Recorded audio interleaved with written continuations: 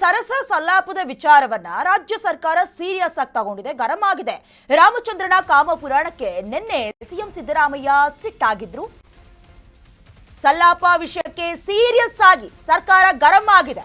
ರಾಮಚಂದ್ರನ ಕಾಮಪುರಾಣಕ್ಕೆ ನಿನ್ನೆ ಸಿಎಂ ಸಿದ್ದರಾಮಯ್ಯ ಸಿಟ್ಟಾಗಿದ್ರು. ಥೂ ಏನ್ರಿ ಅದು ಅಂತ ಆಪ್ತರ ಬಳಿ ಸಿಎಂ ಸಿದ್ದರಾಮಯ್ಯ ಅವರು ಕೋಪಿತರಾಗಿದ್ರು.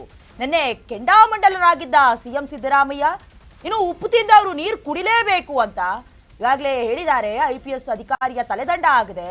ಮದದಿಂದ ಕಚೇರಿಯಲ್ಲೇ ಮಧು ಹೀರಿದವನು ಈಗ ಮನೆಗೆ ಹೋಗಿರೋದು ಗೊತ್ತಾಗಿದೆ. ಸರ್ಕಾರಕ್ಕೆ ಮುಜುಗರ ಅಲ್ವಾ? ಯಾಕಂತ ಹೇಳಿದ್ರೆ ಈಗ ಪ್ರತಿಪಕ್ಷಗಳಿಗೂ ಕೂಡ ಇದು ಅಸ್ತ್ರ. ಅದಾದ ಮೇಲೆ ಹೇಗೆ ಸಮರ್ಥನೆ ಮಾಡ್ಕೊಳ್ಳೋದಕ್ಕೆ ಸಾಧ್ಯ?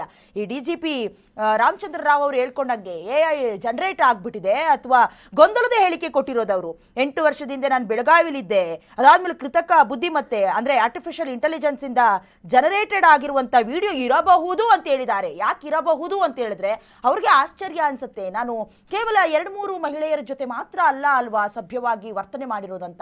ಅಂದ್ರೆ ಇವ್ರ ಹೇಳಿಕೆಗಳೇ ಗೊಂದಲದ ಗೂಡಾಗಿರೋದು ಗೊತ್ತಾಗ್ತಾ ಇದೆ. ಜೊತೆಗೆ ಆ ವಿಡಿಯೋ ನೋಡಿ ಇವರಿಗೆ ಶಾಕ್ ಆಗಿಬಿಟ್ಟಿದ್ಯಂತೆ.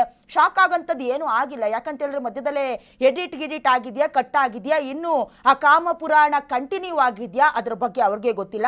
ಮುಜುಗರ ಆಗಬೇಕು, ನಾಚಿಕೆ ಆಗಬೇಕು. ಲಜ್ಜೆಗೆಟ್ಟ ಅಧಿಕಾರಿಗಳು ನೀವೆಲ್ಲ. ಮಹಿಳೆಯರು ಬರ್ತಾರೆ ಅಥವಾ ನಿಮ್ಗೆ ಅಷ್ಟೊಂದು ಮದವೇರಿದ್ರೆ ಆ ಆಫೀಸ್ನಲ್ಲಿ ಏನಕ್ಕೆ ಈ ರೀತಿಯಾದಂಥ ಕೆಟ್ಟ ಕೆಲಸ ಮಾಡ್ತೀರಾ? ಯಾಕಂತ ಹೇಳಿದ್ರೆ ಇವತ್ತು ಈ 8 ವರ್ಷದ ಹಿಂದಿನ ವಿಡಿಯೋ ಇವತ್ತು ವೈರಲ್ ಆಗ್ತಿದೆ ಅಂತ ಹೇಳಿದ್ರೆ ಈ ಇನ್ ಬಿಟ್ವೀನ್ 8 ಇಯರ್ಸ್ ಇದೆಯಲ್ಲ ಅದ್ರ ಮಧ್ಯದಲ್ಲಿ ಏನೇನು ಚಾಳಿಗಳಿದೆಯೋ, ಏನೇನು ಕೆಟ್ಟ ಕೆಲಸ ಮಾಡಿದಿರೋ ಆಫೀಸ್ನಲ್ಲೇ ಈ ಅವತಾರಗಳು, ಇನ್ನು ಹೊರಗಡೆ ಅಂತೂ ಕೇಳೋದಕ್ಕೆ ಸಾಧ್ಯ ಇಲ್ಲ ಅನ್ನೋದು ಸಾಮಾಜಿಕ ವಲಯದಲ್ಲಿನ ಕಮೆಂಟ್ಗಳು ಹೇಳ್ತಾವೆ. ಈಗಾಗಲೇ ಫ್ಯಾಬ್ರಿಕೇಟೆಡ್ ವಿಡಿಯೋ ಇದು ಎಡಿಟ್ ಮಾಡಿಬಿಟ್ಟಿದ್ದಾರೆ. ಜೊತೆಗೆ ಅದಕ್ಕೆ ಸಂಬಂಧಪಟ್ಟಂತೆ ನಾನು ಕಾನೂನಿನ ಸಮರ ಮಾಡ್ತೀನಿ, ತಂತ್ರಜ್ಞಾನ ಬಳಸ್ಕೊಂಡು ಏನು ಬೇಕಾದರೂ ಮಾಡಬಹುದು ಅಂತ ಹೇಳ್ತಾರೆ. ಸಂಬಂಧಪಟ್ಟಂತೆ ಈಗ ಸಿಎಂ ಸಿದ್ದರಾಮಯ್ಯ ಅವರು ಕೂಡ ಛೀ ಥೂ ಅಂತ ಕ್ಯಾಕರು ಸುಗಬೇಕಾಗಿತ್ತು. ಅಲ್ಲೇ ಸ್ಥಳದಲ್ಲೇ ಸಸ್ಪೆಂಡ್ ಮಾಡುವಂಥ ಕೆಲಸ ಕೂಡ ಆಗಿದೆ. ರಾಮನ ಪೋಲಿ ಟಾಕ್ ಕೂಡ ಸಿಕ್ಕಾಪಟ್ಟೆ ವೈರಲ್ ಆಗ್ತಾ ಇದೆ. ಅದಕ್ಕೆ ಸಂಬಂಧಪಟ್ಟಂತೆ ಉಪ್ಪು ತಿಂದವರು ನೀರು ಕುಡಿಲೇಬೇಕು ಅಂತ ಹೇಳಿ ರಾಜ್ಯ ಸರ್ಕಾರದಿಂದ ಅಮಾನತು ಮಾಡಲಾಗಿದೆ. ರಾಮಚಂದ್ರ ಅವರ ಠಾಣೆಗೆ ಹೋದಂತ ಮಹಿಳಾ ಜೊತೆಗೆ ಅನುಚಿತವಾಗಿ ವರ್ತನೆ ಮಾಡಿದ್ದಾರೆ. ಎಲ್ಲ ಈಗ ನಾವು ಅದ್ರ ಬಗ್ಗೆ ವಿಚಾರಣೆ ಮಾಡಿಸ್ತೀವಿ. ನನಗೆ ಬೆಳಿಗ್ಗೆ ಗೊತ್ತಾಯ್ತು, ಆಮೇಲೆ ಅವ್ರ ಮೇಲೆ ಶಿಸ್ತಿನ ಕ್ರಮ ತಗೋತೀವಿ, ಶಿಸ್ತು ಕ್ರಮ ಜರುಗಿಸ್ತೀವಿ. ಎಷ್ಟೇ ಎತ್ತರದ ಅಧಿಕಾರಿ ಆದರೂ ಕೂಡ ಕಾನೂನಿಗಿಂತ ಯಾರು ದೊಡ್ಡವರಲ್ಲ.